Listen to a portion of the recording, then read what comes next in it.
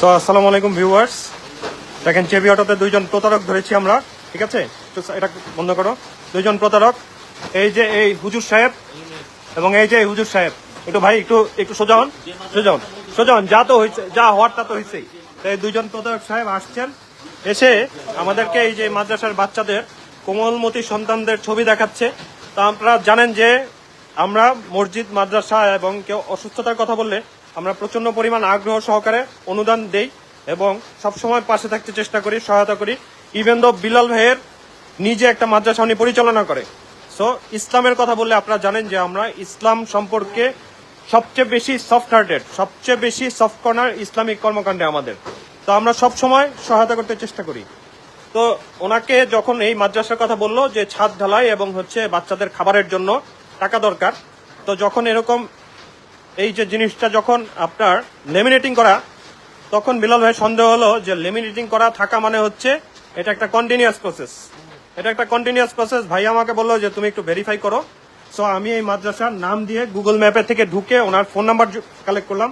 ওখানে মাদ্রাসার যে ডিরেক্টর সাহেব, সো ডিরেক্টর সাহেব প্রতারক, ওনারা চিটার, ওনারা বাটপার।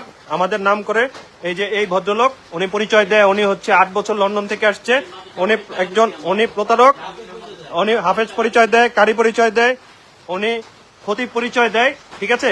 ওনারা প্রতারণা করে এভাবে করে এখন এসে দেখেন একটু আগে দেখেন, আমরা যেন লাইভটা না করি, ভাই একটু হোয়াটসঅ্যাপটা অন করেন তো, লাইভটা যেন না করি। দেখেন হোয়াটসঅ্যাপে ঢুকেন, আমি একটা ইয়ে পাঠাইছি, এই যে দেখেন হোয়াটসঅ্যাপে আমরা যেন লাইভ না করি, এই জন্য দেখেন বিলাল ভাইয়ের পায়ে ধরে বসে আছে, ঠিক আছে? বিলাল ভাইয়ের পায়ে ধরে বসে আছে যে প্লিজ লাইভ করেন না। হ্যাঁ, এই হচ্ছে অবস্থা। আমাকে মারেন, হ্যাঁ কি বলেছে, হ্যাঁ আমাকে মারেন, লাইভ করবেন না। এই যে দেখেন পায়ে ধরে বসে আছে। এদের কাজ হচ্ছে এরা মানুষের কাছে বিভিন্ন কোমলমতি বাচ্চাদের ছবি দেখিয়ে টাকা পয়সা তুলে আপনার এই টাকাগুলোকে আত্মসাৎ করে, এই টাকাগুলো জমা দেয় না। আপনারা ডোনেশন করার আগে এরকম এই যে লেবাসধারী মানুষজনকে ডোনেশন করার আগে অবশ্যই ভেরিফাই করবেন। ইসলামের কথা বলে যখন বলা হয়, আমরা নিজেরাও রেডি হচ্ছিলাম যে 5,000 10,000 যা পারি। এই যে আমাদের একজন সম্মানিত ক্লায়েন্ট আছে, উনিও রেডি হচ্ছিল যে মানে ওনাদের কথা এমন মিষ্টি সুন্দর যে আমরা রেডি হচ্ছিলাম যে 5-10 হাজার টাকা দিব ওনাদেরকে। বাট তারপরে যখন আমরা ভেরিফাই করলাম, দেখলাম যে এই সিচুয়েশন। সো ভাই আপনি বলেন, আপনি একটু বলেন কি অবস্থা? আমরা এই অবস্থা, হ্যাঁ বলেন। আসছে এবং এসে পরিচয় দিচ্ছে লন্ডন থেকে আসছে। আমরা আসলে বুঝছি তো সেই আমরা দুর্বলতাই পেয়ে ওনাদেরকে সাহায্য করতে চেয়েছি। তো গ্রামের বাইরে থেকে অনলাইনে নিয়ে দেখে যাচাই করে দেখলো যে আসলে কোথাও ওই প্রতিষ্ঠানের যে ডাইরেক্টর আছে তাদের সাথে কথা বললো যে টাকা নিয়ে নিজেরাই খেয়ে ফেলে আমাদেরকে জমা দেন। একটু এটা একটা কোথাও এর আগে সে এটিএম বাংলাদেশ প্রতারণা করে, এটা আমরা পাইছি। সো এই যে ভাইয়ার থেকে শুনেন ব্যাপারটা। আমরা ইসলামিক কান্ট্রি, ইসলামের প্রতি আমরা সবাই দুর্বল। যদি দেখি মাদ্রাসা, আফিজি মাদ্রাসা ফলাফল নাকে আছে, তাদের খাবার নাই, তাদের চিকিৎসা নাই, যদি বলেন মাদ্রাসার খাবার নাই, আপনিও চাইবেন যে আপনার কমিটির 700 টাকা 1,000 টাকা দিচ্ছে, যদি বলেন আইসা বলেন মাদ্রাসায় খাবার নাই, আগে বলেন আপনার মাদ্রাসায় খাবার দেয় না।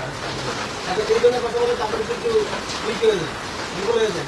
সেই যদি আপনি কিছু বলেন, তো আমি আর তোমাদের সন্দেহ হইল যে আমাদের জন্য একটা মাদ্রাসা আছে, আমরা এইভাবে কালেকশন করি না, কালেকশন কোনো লোক নেই বলে ওনাদের কালেকশন করতে আমরা সন্দেহ করেন না, দাবিকে বলো একটু ভেরিফাই করো, আপনি ভেরিফাই করে দেখেন যে আসলে ওনাদের করো।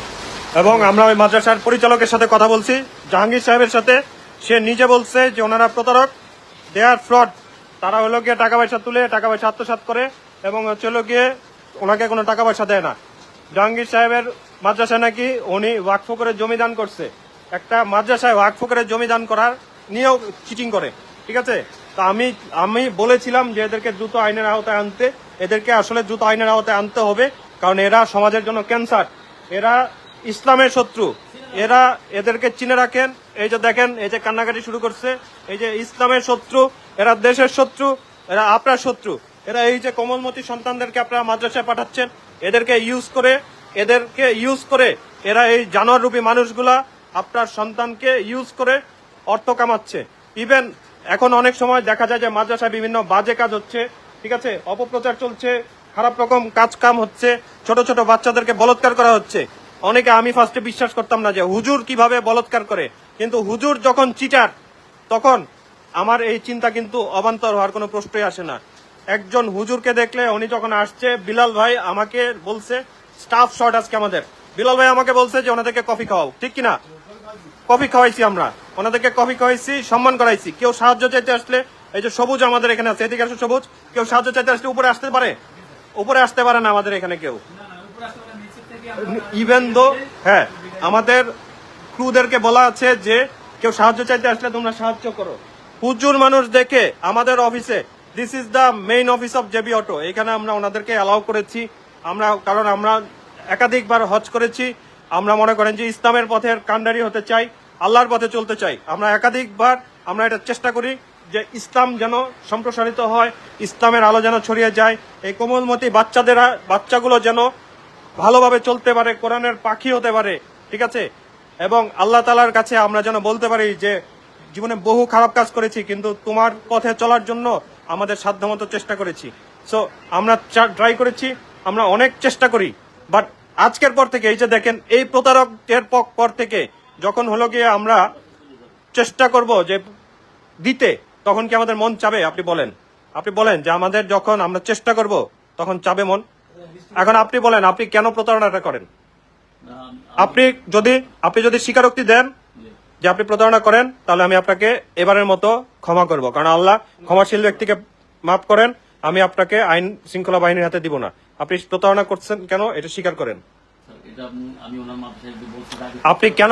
আপনি প্রতারণা করছেন কিনা, আজকে প্রতারণা করেছেন? আপনি আগে ছিলেন কিনা ছিলেন না সেটার ব্যাপার না, এখন তো আপনি নাই। এখন কি আপনি এই মাদ্রাসার জিনিস ইউজ করতে পারেন? আপনি এই টাকাটা দিয়ে কি করবেন? এই টাকাটা দিয়ে আপনি আজকে আমার থেকে টাকা নিয়ে কি করতেন? আপনি ঠিক কথা বললে আমি আপনাকে ছেড়ে দিব, আপনি যদি ভুল কথা বলেন আমি আপনাকে পুলিশে দিব। সঠিক কথা বলেন ভাই, প্লিজ। আমি আপনাকে রেসপেক্ট করতেছি, স্টিল নাও। টাকাটা নিয়ে আপনি খেয়ে ফেলবেন ভাই, একটু সাউন্ডটা প্লিজ। টাকাটা নিয়ে খেয়ে ফেলবেন, টাকা নিয়ে খেয়ে ফেলবেন। তাহলে এই যে ইসলামের নামে আপনি টাকা নিয়ে খেয়ে ফেলবেন, এটা অন্যায় না? অন্যায় তো। কেমন অন্যায়? এই যে বাচ্চাদের জন্য টাকা নিয়ে আপনার এই বাচ্চা, সুন্দর সুন্দর ছোট ছোট বাচ্চাগুলোর টাকা নিয়ে আপনি যে খেয়ে ফেলতেন, আপনার বাচ্চা নাই? তা কেন আপনি হারামের পথে আছেন? কেন আপনি হারামের পথে আছেন? আপনি কেন হারাম? আমি কোনো ওনার কথা শুনতে চাচ্ছি না। আমি ওনার কথা শুনতে চাচ্ছি না। আপনার কত? আচ্ছা, আপনি যদি ভালো পয়েন্ট, আপনি যদি ওনাকে 50,000 টাকা দেন, কত অ্যামাউন্ট দেওয়ার কথা আপনাকে? আচ্ছা, তার মানে হচ্ছে আপনারা যারা কালেকশন করেন তারা 3 ভাগের 2 ভাগ টাকা মাদ্রাসায় দেন, 1 ভাগ টাকা নিজেরা নেন।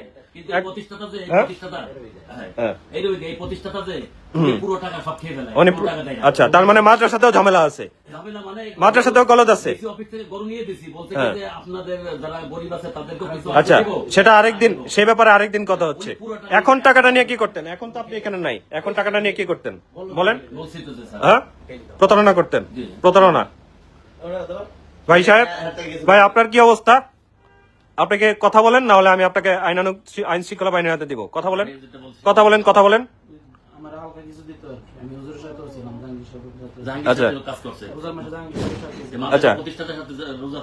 আচ্ছা, বলা হচ্ছে যে চোরকে রেসপেক্ট। আচ্ছা, চোরকে রেসপেক্ট না, আমরা আসলে মানুষ হিসেবে মানুষকে রেসপেক্ট করছি। কারণ আগে মানে মনে করেন যে আপনারা যদি পেতেন ওনারা এমন অ্যাটিটিউড, এবং আমি যখন মাদ্রাসায় ফোন দিলাম আমার সঙ্গে এমন সিন পার্ট, আমার জায়গায় অন্য কেউ বলেন নিজেই মারামারি শুরু করে দিত। বাট আমি হলো গিয়ে ওনাদেরকে পলিসিগত ভাবে ওনাদের সঙ্গে ডিল করছি। হ্যাঁ বলেন ভাইয়া, বলেন কি করছেন, বলেন কত টাকা পেতেন? ধরেন আপনি, আচ্ছা আপনি মনে করেন যে সে ফর এক্সাম্পল 10,000 টাকা কালেক্ট করে দিলেন, কি হতো আপনার? 2-3 হাজার টাকা আপনাকে দিত। আর এখন 2-3 হাজার টাকায় পোষাচ্ছি না দেখে 10,000 টাকা পুরোটাই মেরে দেওয়ার ধান্দা করছেন, তাই তো? তাহলে আমি মূলত হুজুরের সাথেও ছিলাম। আচ্ছা, তো আপনি ভাইয়া, আপনি তাহলে চিটার হুজুরের সঙ্গে কেন ছিলেন? হুজুর বলছে যে উত্তরপাড়া মাদ্রাসায় আছে। আচ্ছা, আচ্ছা, হুজুরটা হঠাৎ করে বের করছে, তো আপনি তখন চুপ থাকলেন না কেন? আপনি থামেন। আমি চুপ ছিলাম। আপনি বলেন নাই যে কালকে মাদ্রাসা ঢালাই? আপনি কালকে আচ্ছা, মাদ্রাসায় খাবার নাই বলছেন কেন? আপনি তো ওই মাদ্রাসায় জানি না, ওই মাদ্রাসা সম্পর্কে জানেনই না। আচ্ছা, আপনার সন্তান আছে না? আপনার বাচ্চা আছে না? হারাম খাওয়ান কেন বাচ্চাকে? হারাম খাওয়ান কেন? এটা তো হারাম। এটা তো হারাম। আপনি যে চিটিং করতেছেন হারাম না? আপনি পুলিশের থেকে বাঁচতে হলে সত্য কথা বলতে হবে। বলেন। আমার তো মানে হারাম এই যে টাকাটা এই টাকাটা হারাম এটা আরে আমি কথা বলছি। কি করে ভাই যে হারাম হারাম এই যে টাকাটা কাছে টাকাটা হারাম এ বলতেছে না মাদ্রাসার প্রতিষ্ঠান বলেন বলেন বলেন বলেন হারাম নাকি বলেন। আরে দাঁড়ান না, ওনার থেকে শুনি। বলেন না হারাম নাকি হালাল? হারাম। ওকে, সো এই হচ্ছে ব্যাপার। এই দেশে কাকে বিশ্বাস করবেন, কার উপরে ভরসা রাখবেন? আসলে আমরা যারা ব্যবসা করি, ব্যবসায়িক মানুষকেই তো মানুষ কিভাবে বিশ্বাস করবে, যেখানে ওনাদের মতো লেবাসধারী মানুষজন এত বড় বড় দাড়ি জুব্বা পরে আছেন, নবীজির সুন্নত দাড়ি রাখছেন, টুপি পরছেন। তো এই মানুষগুলাই যদি হারামে লিপ্ত হয়, তাহলে কিভাবে আপনারা আমাদেরকে বিলিভ করবেন? তো আল্লাহ সবাইকে হেফাজত করুক। আসলে এই হারামের যুগে আসলে নিজেকে হারাম থেকে বাঁচিয়ে আমরা আপনাদের জন্য চেষ্টা করে যাচ্ছি। আমি লাইভটা করতাম না, কিন্তু আমি লাইভটা করেছি আপনারা যেন সচেতন হন, আপনারা যেন বুঝেন। এবং আমাদের এখানে কিছু কিছু বাবা মা আছে যে মনে করেন যে সন্তানকে যদি মাদ্রাসায় দেওয়া হয়, ঠিক আছে, সন্তানকে মাদ্রাসায় দিয়েই তারা তাদের দায়িত্ব শেষ মনে করেন।